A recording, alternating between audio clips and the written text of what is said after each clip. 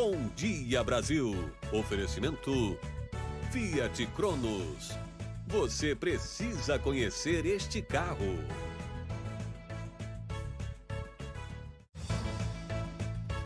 Olá, bom dia. O corpo do funkeiro MC Kevin está sendo velado agora de manhã na cidade de São Paulo. Ontem à noite, a polícia do Rio ouviu novamente a esposa de Kevin e outra mulher com quem ele esteve no fim de semana. O ritmo da aplicação da segunda dose da vacina anti-Covid em todo o país é o menor em 40 dias. O Instituto Butantan aguarda a chegada da matéria-prima da China na semana que vem. Já a Fiocruz vai receber o insumo chinês no próximo sábado. O ex-ministro de Relações Exteriores presta depoimento daqui a pouco na CPI da Covid. Ernesto Araújo vai ser questionado sobre os ataques ao governo chinês, de quem o Brasil depende para avançar na vacinação. A polícia do Paraná procura um assassino que marcava encontros pelas redes sociais com jovens homossexuais. E na Índia, a chegada de um ciclone provocou destruição e deixou quase 100 desaparecidos. Hoje é terça-feira, 18 de maio. Bom Dia Brasil está começando.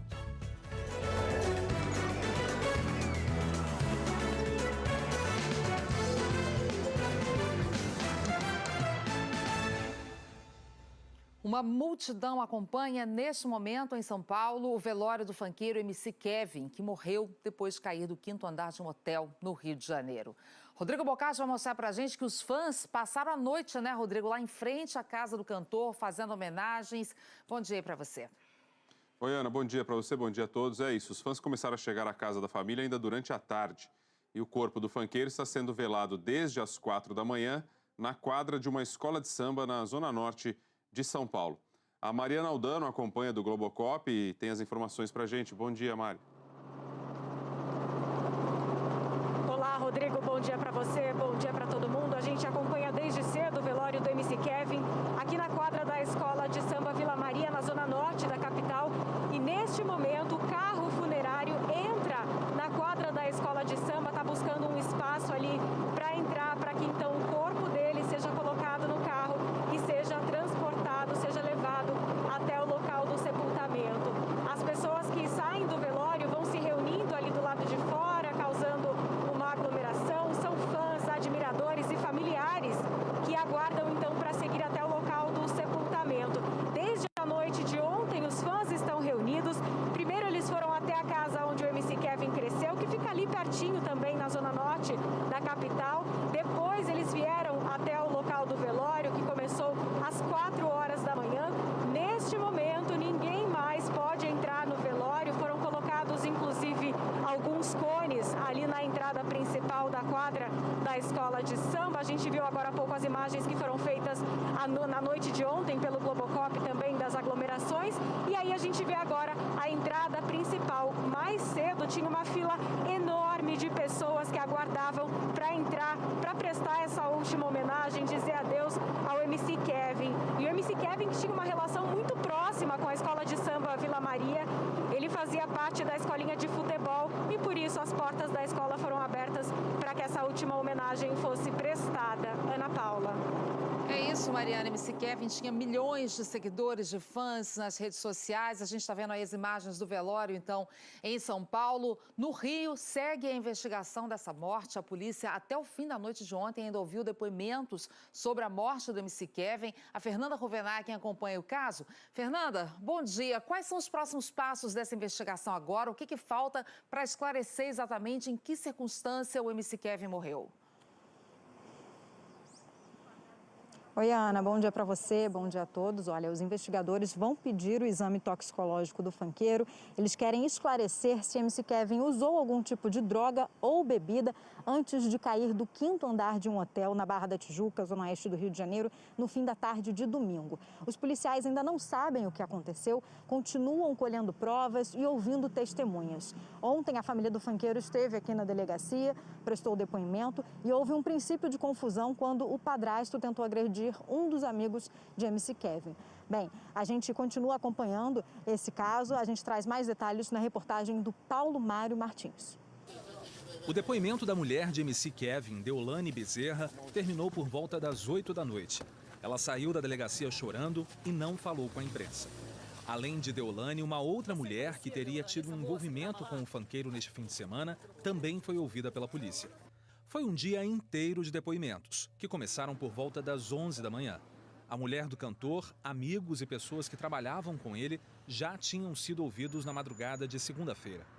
Kevin Nascimento Bueno, o MC Kevin, de 23 anos, veio ao Rio para fazer um show no último sábado e estava hospedado num quarto do 13º andar deste hotel na Barra da Tijuca, zona oeste do Rio. Mas testemunhas contaram que ele caiu da varanda do quarto de amigos, no 5º andar, no fim da tarde de domingo. MC Kevin foi encontrado entre a área da piscina e o bar do hotel. A polícia já esteve no quarto e nas dependências do hotel em busca de provas, imagens de câmeras de segurança e de possíveis testemunhas como funcionários. Uma das hipóteses é de que MC Kevin tenha tentado passar de um quarto para o outro pela varanda. O cantor era de Mogi das Cruzes, região metropolitana de São Paulo.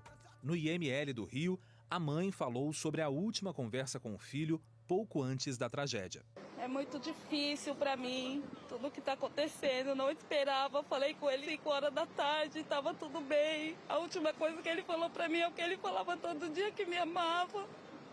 Essas imagens são da última apresentação do funkeiro no sábado, que, segundo a prefeitura, foi um evento clandestino. Milhares de fãs e admiradores lamentaram a morte prematura do cantor. A esposa de Kevin, Deolane Bezerra, postou: "Esperei 33 anos para ser feliz e você me abandona? Não é justo você partir assim. Não é, não é." Olha, a notícia de agora de manhã, a Polícia Civil faz neste momento uma operação em 18 estados e no Distrito Federal contra a pedofilia. No Rio de Janeiro, 5 pessoas já foram presas. Lívia Torres tem os detalhes para a gente ao vivo, lá da cidade da Polícia do Rio. Bom dia, Lívia. Oi, Ana, bom dia para você, bom dia para todo mundo. 5 pessoas foram presas em flagrante até agora. Essas 5 pessoas foram presas em diversas localidades aqui do estado. E na casa dessas pessoas foi encontrado material de conteúdo pornográfico infantil. Ao todo, a polícia está cumprindo 68 mandados de busca e apreensão em todo o país, em 18 estados, além do Distrito Federal. No Rio, são 9 mandados. A polícia também apreendeu computadores e celulares na casa dos suspeitos e vai fazer perícia nesses equipamentos. Essa operação, ela foi chamada de Lotus e ela acontece justamente hoje, que é o Dia Nacional de Combate ao Abuso e à Exploração Sexual de Crianças e Adolescentes. E durante as investigações, os policiais descobriram que esses pedófilos, eles usavam grupos em redes sociais. Eles trocavam esses grupos a cada momento para não serem localizados. Além disso, eles usavam códigos para trocar informações e também trocar mensagens. Ana Paula, volto com você. Qualquer avanço na investigação traz pra gente, Lívia. Obrigada pelas informações. Nosso assunto agora é a vacinação contra a Covid. Vamos dar aqui uma olhada no cronograma da chegada dos insumos necessários para a produção de novas doses. Começando pela Coronavac, que está com a produção interrompida nesse momento pelo Instituto Butantan. Há uma previsão de que chegue da China no dia 26 uma carga com 4.000 litros da matéria-prima, o suficiente para produzir 7 milhões de doses. Mas o cronograma vai seguir atrasado porque são necessários até 20 dias para que as doses sejam envasadas e passem pelo controle de qualidade. Agora aqui no nosso telão, a situação da AstraZeneca. Já no próximo sábado, dia 22, a Fiocruz vai receber 2 lotes de insumos que serão suficientes para a produção de 12 milhões de doses. Com isso, as entregas de vacinas estão garantidas até a 3ª semana de junho. O Ministério da Saúde começou nesta madrugada a distribuir 6 milhões e 400 mil doses da Pfizer, AstraZeneca e Coronavac. As vacinas produzidas pelo Butantan vão atender ao pedido feito por 12 estados para regularizar o atraso na aplicação da 2ª dose. Ontem, numa audiência no Senado, a diplomacia brasileira tentou amenizar aquele mal-estar com o governo chinês depois das insinuações do presidente Bolsonaro sobre a origem do coronavírus. Juliana Morrone vai falar mais disso para a gente. Juliana, bom dia. É um esforço aí da diplomacia para tentar reverter essa situação que ficou constrangedora com a China, que é a principal fornecedora de matéria-prima para a gente durante essa pandemia. Ana, e esse esforço é uma novidade na diplomacia, comparando com o que foi feito no ano passado. Bom dia a você, bom dia a todos. Foi um gesto diplomático para tentar garantir o envio para o Brasil de matéria-prima para a produção de vacinas contra a Covid. A TV Globo apurou que a Embaixada da China reclamou recentemente a 3 ministros dos constantes ataques do governo brasileiro e cobrou manifestações públicas de apoio ao governo chinês. Ontem, em uma audiência com integrantes da Comissão de Relações Exteriores do Senado, um representante do Itamaraty elogiou a China. Nós devemos, de fato, louvar a China nesse sentido, porque a China é o país que realmente tem mais exportado IFAs e vacinas nesse momento de pandemia. E nós reconhecemos plenamente esse esforço gigantesco da China para ajudar o mundo e o Brasil, em particular, nesse momento. A presidente da Comissão de Relações Exteriores, senadora Cátia Abreu, do Progressistas, pediu que o governo Bolsonaro pare de atrapalhar as ações diplomáticas. Os ataques que têm sido feitos pelo próprio presidente Bolsonaro e alguns poucos membros do governo, isso atrapalha o trabalho do embaixador chinês no Brasil, quando ele vai lá discutir, dizer que precisamos ajudar o Brasil. A última declaração polêmica do presidente foi dia 5 de maio. Num evento no Palácio do Planalto, Bolsonaro provocou a China, sem citar abertamente o país asiático. É um vírus novo, ninguém sabe se nasceu em laboratório ou nasceu por algum ser humano ingerir um animal inadequado. Mas está aí. Os militares sabem que a guerra é química, bacteriológica e radiológica. Será que nós estamos enfrentando uma nova guerra? Qual o país que mais cresceu seu PIB? Não vou dizer para vocês. Depois dessas declarações, a China não entregou mais IFA ao Brasil. Alegou problemas burocráticos, Ana. Exato, Juliana. E hoje tem CPI da Covid sendo retomada e essa relação aí conflituosa do Brasil com a China deve ser o tema central do depoimento do ex-ministro das Relações Exteriores, Ernesto Araújo. Ele que abre daqui a pouco a 3ª semana de trabalho da CPI da Covid, depoimento marcado para agora de manhã. E a principal questão vai ser essa, né, Juliana? Os senadores vão querer saber dele até que ponto todos esses conflitos com a China realmente atrasaram a entrega de insumos e de vacinas já prontas aqui para o Brasil. E mais, querem saber também, Ana, do ex-ministro Ernesto Araújo, sobre a viagem a Israel com o objetivo de comprar o spray nasal. Querem saber ainda sobre excesso de empenho para comprar hidroxicloroquina e talvez falta de empenho para comprar vacina. Depois de uma reunião ontem à noite, a direção da CPI disse que só quem for da comissão poderá ter acesso aos documentos sigilosos. De 194 que já chegaram, 63 não têm acesso liberado. Toda essa documentação fica aqui, na sala cofre da comissão. Mas o máximo que a gente tem permissão para chegar é até esse ponto. Da porta para frente, só senadores e servidores aqui do Senado. Logo mais, tem o depoimento do ex-ministro das Relações Exteriores, Ernesto Araújo. Ele vai ser ouvido como testemunha. Araújo foi uma das autoridades brasileiras que fizeram ataques à China. Para senadores da oposição, isso vem refletindo até hoje no envio de IFA, matéria-prima para a fabricação de vacinas. O ex-ministro também será cobrado sobre a falta de empenho para a compra de vacinas e as ações para importar cloroquina sem comprovação científica para tratamento de Covid. Serão cobradas ainda explicações sobre essa viagem a Israel. A viagem, que seria para buscar iniciativas de combate à pandemia, não rendeu nada de concreto. Durou 2 dias e custou R$ 88.250.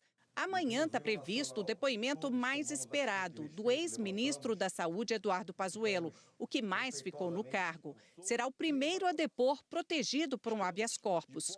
Vai poder ficar em silêncio nas perguntas que possam, de alguma forma, incriminá-lo. E na quinta está marcado o depoimento da secretária do Ministério, conhecida como Capitã Cloroquina. Mayra Pinheiro viajou para o Amazonas para defender o uso precoce da cloroquina poucos dias antes do colapso na saúde do estado e também pediu habeas corpus. Aguarda a decisão. Ela e Pazuello são alvo da mesma investigação sobre o caos no Amazonas. Para o senador governista Marcos Rogério, não haverá prejuízo para os trabalhos da CPI. A busca do habeas corpus se deu em razão do ambiente tóxico da CPI até aqui. Esse HC não representa ali uma espécie de bloqueio ao depoimento, né? E ontem, já no fim da noite, o vice-presidente da CPI disse que mesmo que a Justiça conceda o habeas corpus para Mayra Pinheiro, ela e Pazuello não podem ficar calados nas perguntas que não tiverem relação com a crise do oxigênio em Manaus. A aquisição de vacinas não tem a ver com as investigações que eles estão respondendo. Então, aí tem um fato direto que nós vamos precisar de esclarecimento deles. A política do Ministério da Saúde, durante o agravamento da pandemia, não tem a ver com o inquérito que eles estão respondendo. Então, isso é algo que nós poderemos, que eles terão o dever de prestar as informações da verdade. A direção da CPI deve pedir hoje à Polícia Federal para investigar ameaças que senadores de oposição vêm recebendo por celular de supostos apoiadores do presidente Bolsonaro. O senador Otto Alencar, por exemplo, do PSD da Bahia, disse que chegou a receber cerca de 500 mensagens no celular e nas redes sociais com um conteúdo intimidatório e ameaçador. Ana. Ok, Juliana. Vamos agora ver os números da vacinação. O balanço está atualizado pelo consórcio de veículos de imprensa.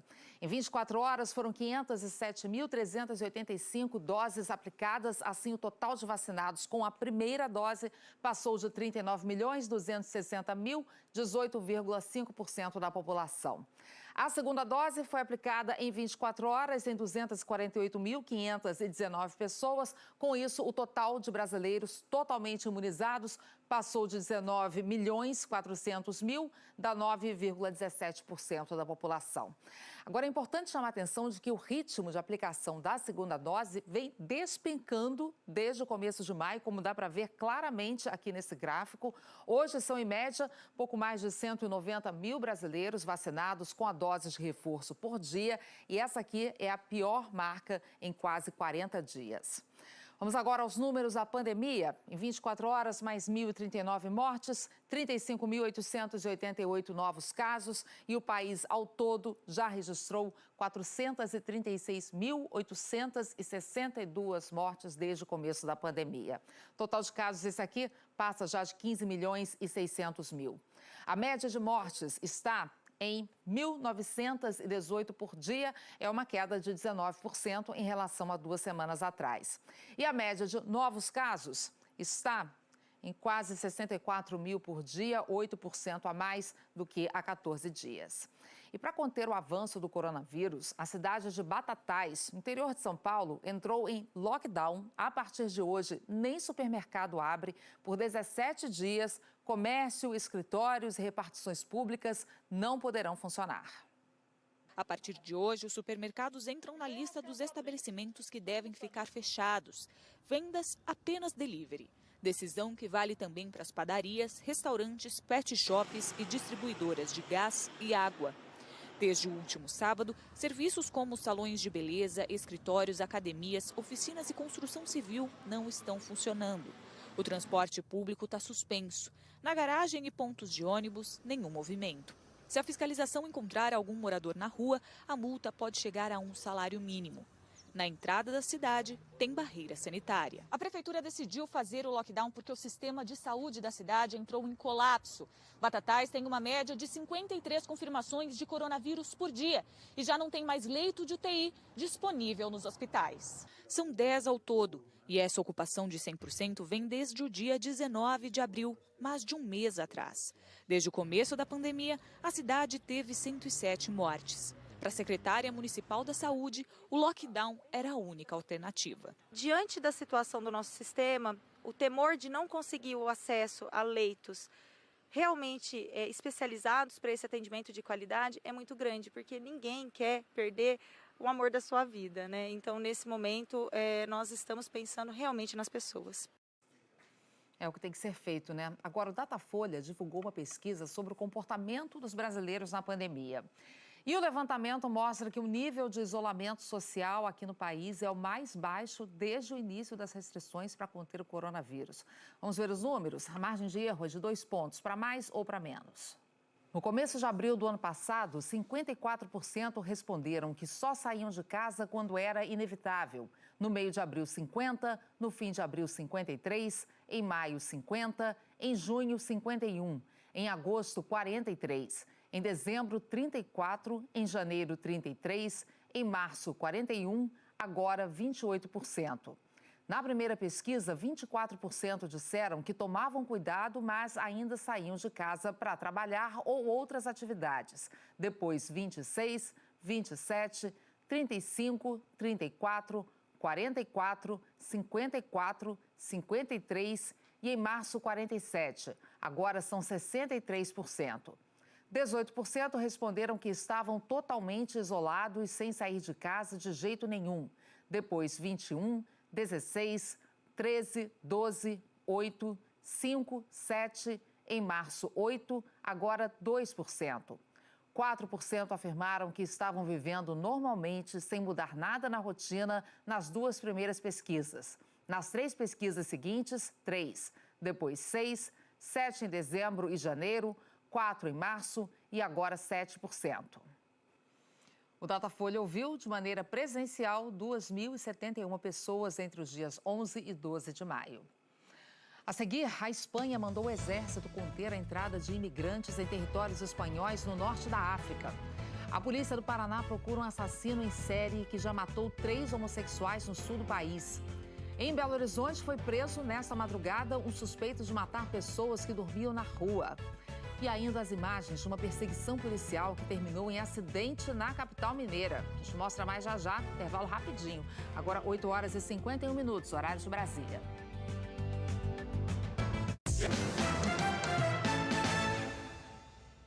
De nada adiantaram os apelos do presidente americano Joe Biden por um cessar-fogo entre israelenses e palestinos. Os dois lados voltaram a fazer ataques hoje. O número de mortos no conflito já passa de 220, a grande maioria do lado palestino. A artilharia israelense bombardeou dezenas de alvos na faixa de Gaza, controlada pelo grupo radical Hamas. 213 palestinos morreram em 8 dias de bombardeios, incluindo 61 crianças. Israel divulgou imagens do sistema de túneis do Hamas sendo atacado por caças e afirma que já matou 150 comandantes do Hamas e da Jihad Islâmica. Muitos estariam dentro desses túneis usados para transportar armas. Os bombardeios destruíram também centenas de prédios. Segundo a ONU, mais de 50 mil palestinos estão desabrigados. Os extremistas palestinos também voltaram a lançar foguetes contra as cidades do sul e do centro de Israel. Desde o início do confronto, 12 israelenses morreram. O Bom Dia Brasil ouviu brasileiras que vivem em Tel Aviv, maior cidade de Israel. E elas contaram pra gente a rotina de medo com essa escalada da violência. Lá vamos nós de novo, correndo. A sirene acabou de tocar, eu tava dormindo. Vou mostrar como que é o bunker pra vocês dessa vez. Que a gente desce as escadas. A gente tá aqui no bunker com as crianças aqui. Meu Deus, tá muito perto. Uau, olha quantos. Tá muito perto hoje, gente. Meu Deus do céu. Calma, minha filha, calma. Calma. O alarme já terminou, a gente está aqui na escada. Todos os vizinhos, ó. Vou mostrar aqui como é que é o meu prédio, ó, os vizinhos. Pegou nós no meio da rua, hein? Ó, não deu tempo nem de chegar no lugar. Nós só estamos vendo os mísseis passando aqui. Aqui tá melhor. Ih, diacho, é muito bom. Muitos. Aqui mais um, ó. Aqui um em cima de nós, ó. Ó. Tá vendo os antimísseis passando aí, ó? Isso é a bateria de antimísseis. Pronto, filho, acabou. Infelizmente, um tipo de pânico que a gente conhece muito bem também aqui pelo Brasil, né? E a Espanha acionou o exército para conter a chegada de imigrantes que tentam entrar nos territórios espanhóis de Ceuta e Melilla, que ficam no norte da África. Em apenas 24 horas, 6 mil imigrantes chegaram às praias da região. Muitos atravessaram a fronteira com o Marrocos nadando ou usando boias. Entre eles, 1.500 menores de idade. Os imigrantes foram recebidos por tanques espanhóis. A Espanha acusa a guarda de fronteira marroquina de não fazer nada para impedir a travessia e diz que já mandou 2.700 imigrantes de volta. Voltando para o nosso noticiário aqui no Brasil, a Procuradoria-Geral Eleitoral pediu que as autoridades do Rio adotem medidas de proteção para a vereadora de Niterói, Beni Brioli, do PSOL. A vereadora, primeira parlamentar trans eleita em Niterói, decidiu deixar o Brasil depois de receber ameaças de morte. Ela fez um relato numa rede social falando de um e-mail que recebeu. O autor diz: se você não renunciar ao mandato, vou comprar uma pistola 9mm aqui no Morro do Engenho, aqui no Rio, e uma passagem só de ida para Niterói e vou te matar. E completa: vou te matar do mesmo jeito que meu grupo matou a Marielle. Em março, a vereadora já havia denunciado que foi agredida por um colega da Câmara, o vereador Douglas Gomes, do PTC. O vice-procurador-geral eleitoral, Renato Bril de Góes, determinou que a Polícia Civil e o Ministério Público do Rio de Janeiro tomem providências para proteger a parlamentar e apurar os fatos narrados por ela. Renato Bril de Góes afirma ainda que o Ministério Público Eleitoral não tem atribuição para atuar no caso, por não se tratar de infração penal eleitoral e que a competência é da Justiça Estadual. Ameaças inaceitáveis contra uma vereadora eleita, um desrespeito aos eleitores dela, um ataque à democracia. E sobre a agressão sofrida pelo vereador Douglas Gomes, a gente procurou a assessoria desse vereador, mas até agora não tivemos nenhum retorno. E a polícia procura suspeitos de matar 3 homens gays no Paraná e em Santa Catarina. Esse assassino marcava encontros com as vítimas por aplicativos de relacionamento. As imagens de câmeras de segurança ajudaram a identificar o suspeito dos assassinatos. As imagens foram encaminhadas ao Instituto de Identificação e deu o que a gente chama de match, com um reconhecimento facial. Então não há dúvidas com relação à identificação desse indivíduo. A Polícia Civil do Paraná divulgou a fotografia do suspeito, José Tiago Correia Soroca, de 33 anos. Ele está sendo procurado suspeito de matar 3 homens gays nos últimos 30 dias. Ele marcava encontros com as vítimas por aplicativos. A primeira vítima morreu no mês passado, em Abelardo Luz, em Santa Catarina, divisa com o Paraná.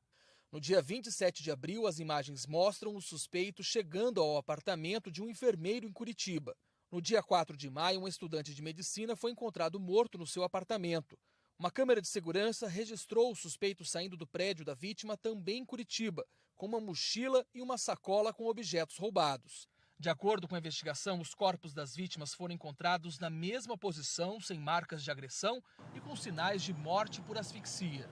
Na semana passada, uma vítima sobreviveu a uma tentativa de assassinato. Ele prestou depoimento à polícia e identificou o assassino como o mesmo dos outros casos. O suspeito está foragido e há mandados de prisão contra ele no Paraná e em Santa Catarina. Tudo leva a crer que a gente está, assim, diante de um psicopata, um serial killer. Ele teve essa frieza de falar para a vítima, enquanto ela estava sob seu poder, de que ele era o Coringa.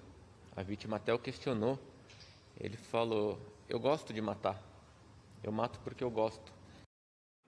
Nossa, que horror. E em Belo Horizonte, um sem-teto foi preso nessa madrugada depois de ser flagrado tentando assassinar outro sem-teto.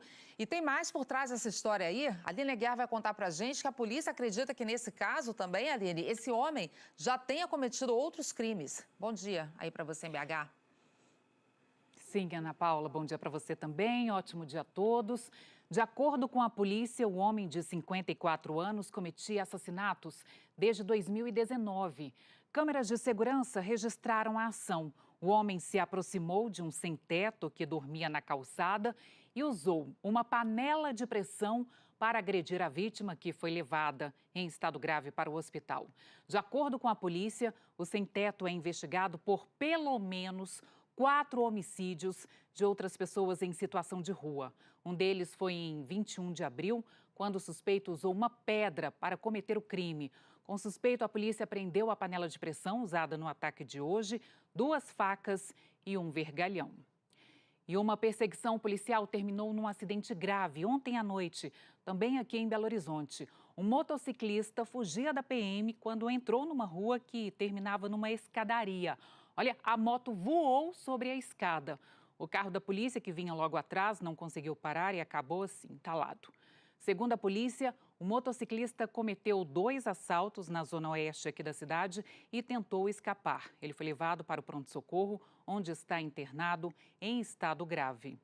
Outro suspeito de participar dos assaltos está foragido. Ana Paula. Ok, imagem impressionante. Obrigada, Aline. E depois do intervalo, a Bahia registra o 25º ataque a bancos este ano.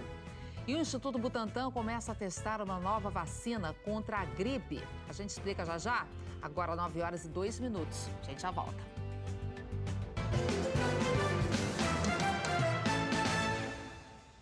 A gente vem acompanhando aqui, a corrida pela vacinação contra a Covid, mas as pesquisas para desenvolver imunizantes contra outras doenças não podem parar. E o Instituto Butantan começou os estudos em humanos de uma nova vacina tetravalente contra a gripe. O Rodrigo tem os detalhes.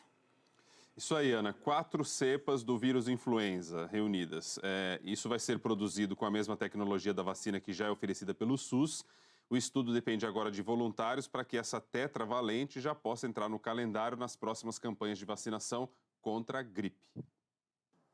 6.500 pessoas com idade a partir de 3 anos estão sendo recrutadas para participar do estudo que acontece em 11 centros de pesquisa de 6 estados do Brasil.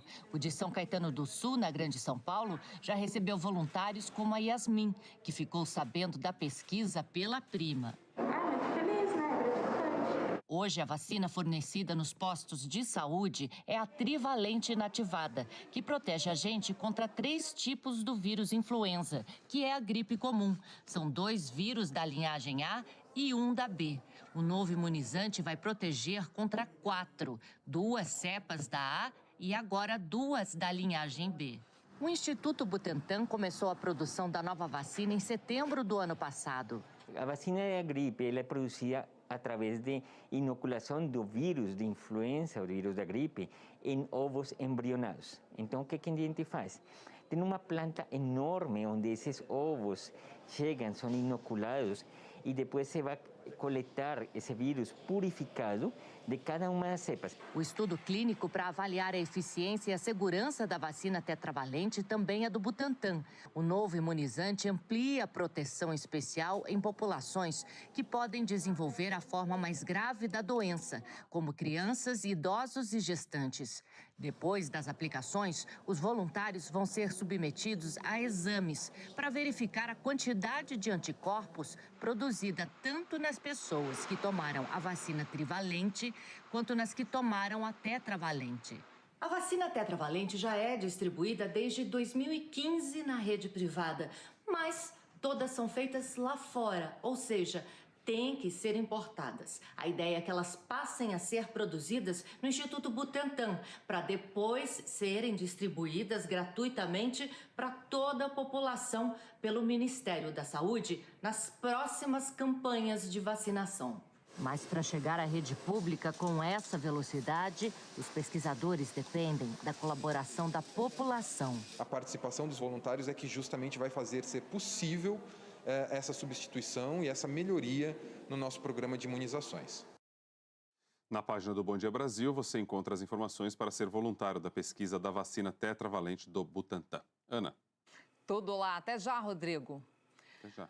Agora, na Baixada Santista, além do coronavírus, da gripe, tem uma outra preocupação, um surto de chikungunya. A maioria dos casos registrados no estado de São Paulo está concentrada em Guarujá, Santos e São Vicente.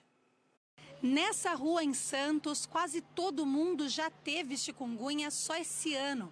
Sabrina começou com sintomas no fim de fevereiro. Tive dores fortes no corpo, manchas na pele, muita coceira. Depois de alguns dias de passado tudo isso, eu pensei que a doença tinha ido embora. Foi quando começou as dores nas articulações. Em poucos dias, os vizinhos começaram a se queixar dos mesmos sintomas e vários testaram positivo para a doença.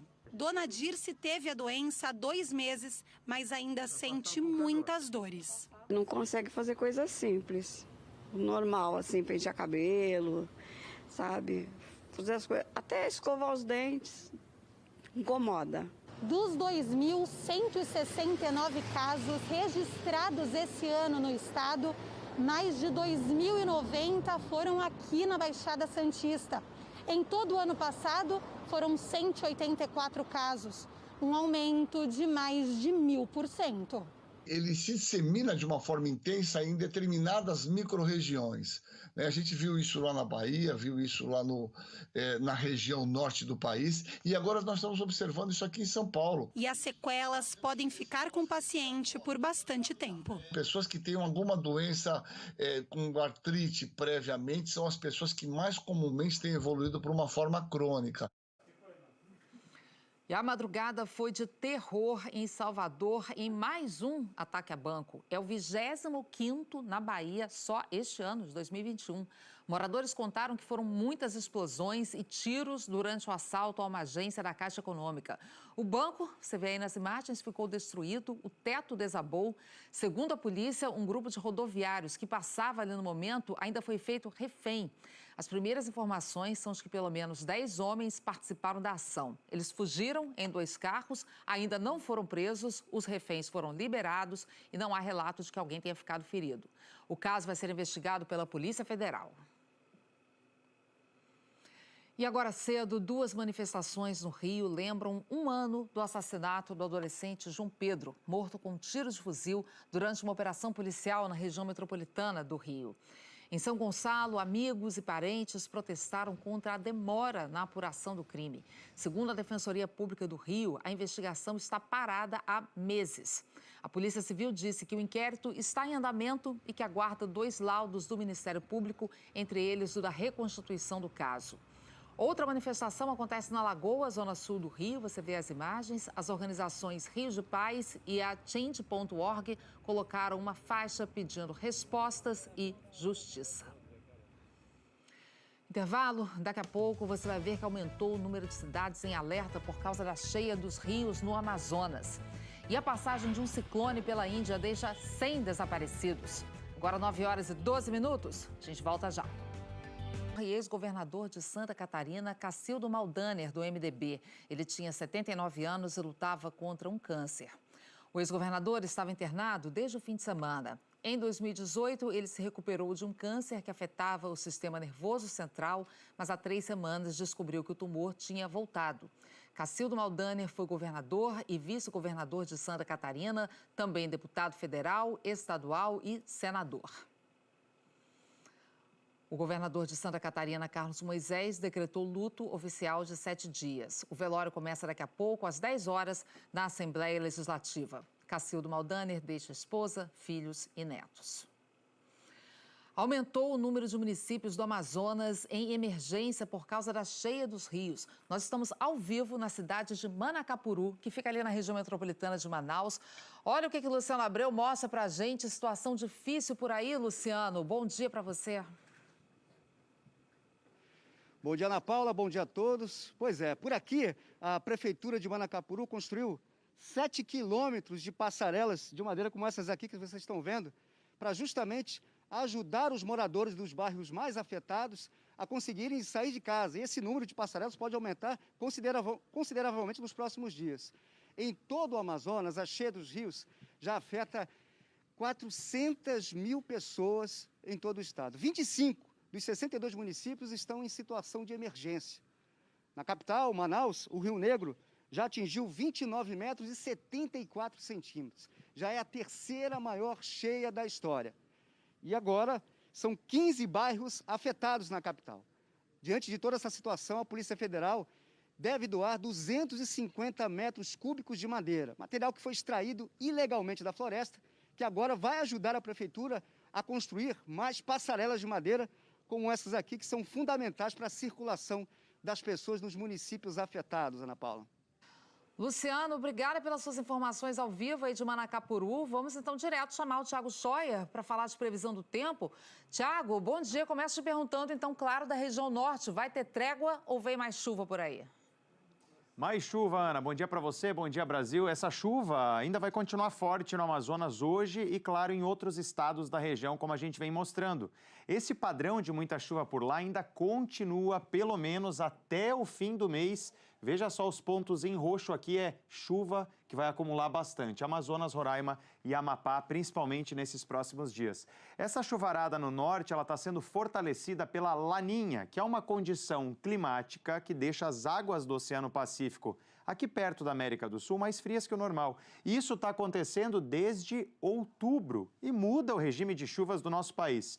Ou seja, onde você vê em azul, que é o caso do Amazonas, de Roraima, do Amapá, norte do Pará, entre Maranhão e também Ceará, leste do Nordeste, aí sim, isso aí acontece que provoca mais chuva. Em compensação, no sul do país, pegando São Paulo também, é o contrário. Menos chuva por causa da Laninha. E aí você pode ver que essa condição é exatamente a mesma para hoje, né, no Brasil. Muita chuva no norte e também no Nordeste e, em compensação, no restante do Brasil, tempo firme, a chuva, né, não acontece, só tem aqui no leste do Paraná até o Rio de Janeiro, que pode acontecer a qualquer hora do dia. Você pode olhar, por exemplo, o Rio de Janeiro, o dia por lá começou com um nevoeiro, o sol predomina agora pela manhã e aí à tarde tem risco de chuva fraca, então, em toda a região metropolitana.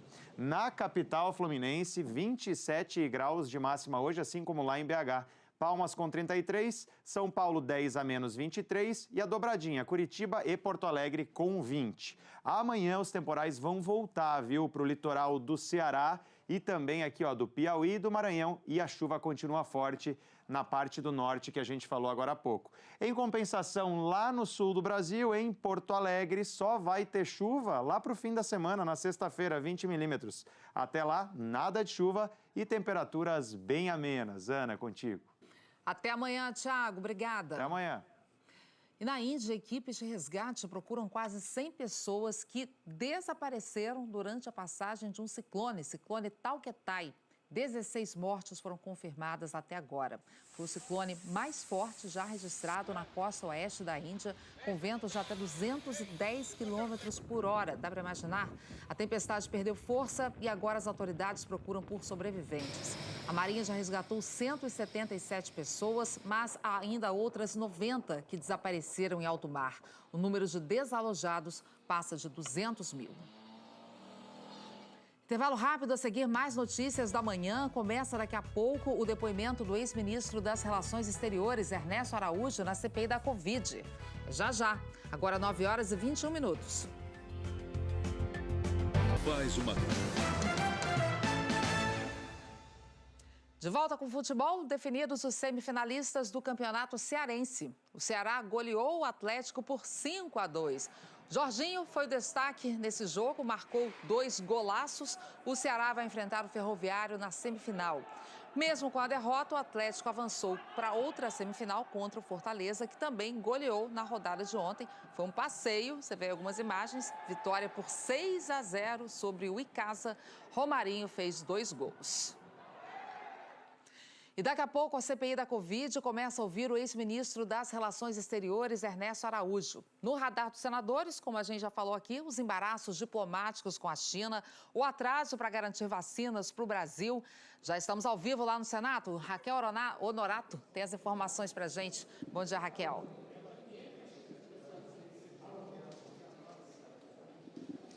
Oi, Ana, tudo bem? Bom dia a você, bom dia para todo mundo que está assistindo a gente. A sessão foi aberta agora há pouco na sala da comissão. A gente já vê a movimentação, então, dos senadores que vão estar de forma presencial. Agora há pouco, o ex-ministro das Relações Exteriores também chegou aqui ao Senado. Ele é o 7º a depor na CPI da Covid e vai prestar depoimento hoje na condição de testemunha. Ou seja, vai se comprometer a dizer a verdade sobre o risco de incorrer em crime de falso testemunho. Os senadores já adiantaram, depois de uma reunião que tiveram ontem, que vão cobrar explicações do ex-ministro sobre críticas à China, mobilização do Itamaraty para a compra de medicamentos sem eficácia e também se houve pressão do governo para a compra desse tipo de medicação. O ex-ministro ele esteve à frente do Itamaraty de janeiro de 2019 a março deste ano. E a gente lembra também que os senadores vão votar ainda hoje alguns requerimentos, entre eles a convocação do ex-secretário executivo do Ministério da Saúde, Élcio Franco, que foi braço direito do ex-ministro da Saúde, Eduardo Pazuello, também um pedido de quebra de sigilo telefônico, bancário e fiscal do ex-secretário de Comunicação da Presidência, Fábio Weingarten, que prestou depoimento na CPI na semana passada, e há também uma solicitação enviada ontem pelo senador Alessandro Vieira sobre a convocação do empresário Carlos Wizard e a quebra de sigilo dele também, já que há uma suspeita de que ele pode ter participado de discussões do governo sobre a pandemia. A gente continua por aqui acompanhando essa movimentação, Ana. Começa já. Obrigada, Raquel, pelas informações. E olha, mais cedo, falei aqui do caso da vereadora Bene Brioli, do PSOL, ameaçada de morte. Em março, a vereadora denunciou ter sido agredida pelo vereador Douglas Gomes, do PTC. Agora há pouco, o vereador disse que está sendo vítima de calúnia, difamação e que registrou boletim de ocorrência na polícia por falsa comunicação de crime. Em São Paulo, segue o cortejo levando o corpo do MC Kevin. Rodrigo mostra mais pra gente, Rodrigo. É isso aí, a gente está acompanhando com imagens. Aí tem motos, carros acompanham esse cortejo. Segue para o cemitério Parque dos Pinheiros, na zona norte de São Paulo. O velório, como nós mostramos, foi na quadra da Escola de Samba Unidos de Vila Maria. MC Kevin morreu ao cair do 5º andar de um hotel, um prédio no Rio. Um bom dia para todos e até amanhã. CPI da Covid abrindo os trabalhos no Senado e ali perto, no Palácio do Planalto, o presidente Bolsonaro se reúne daqui a pouco com o ministro da Saúde, Marcelo Queiroga. A gente vai acompanhar esse dia movimentado aqui em Brasília. Bom dia. Por aqui a gente acompanha mais uma operação da Polícia Civil contra a pedofilia. O Bom Dia Brasil mostrou mais cedo a operação comandada pela Polícia do Rio. Aqui em Minas, são 17 alvos de mandados de prisão e 2 de busca e apreensão. Todos na região metropolitana de BH. Boa terça-feira. E vem aí o Mais Você, Ana Maria Braga. Hoje tem final do Jogo de Panelas. A gente adora uma competição, né, Ana Maria? Final, então, imperdível. Grande final, olha, depois do esforço de uma semana, né? Hoje promete. Hoje é o grande final aqui, como você disse, do Jogo de Panelas, que aconteceu lá em Fortaleza. Eu já estou com os prêmios aqui, inclusive. Olha. Eles têm participantes de ganhar 15 mil reais, mais um jogo de panelas de verdade meu aqui completo. E aí hoje a gente tem ainda notas a serem dadas que ficaram, né? Desses são 12 pontos a mais, né? Serão inclusive dados pelo público. Eu tenho 2 pontos aí que o público hoje pode me ajudar a decidir essa disputa que vai acontecer daqui a pouquinho. É isso. Agorinha, coladinha aqui no Bom Dia Brasil. Você fica com Mais Você. Ótimo dia e até amanhã.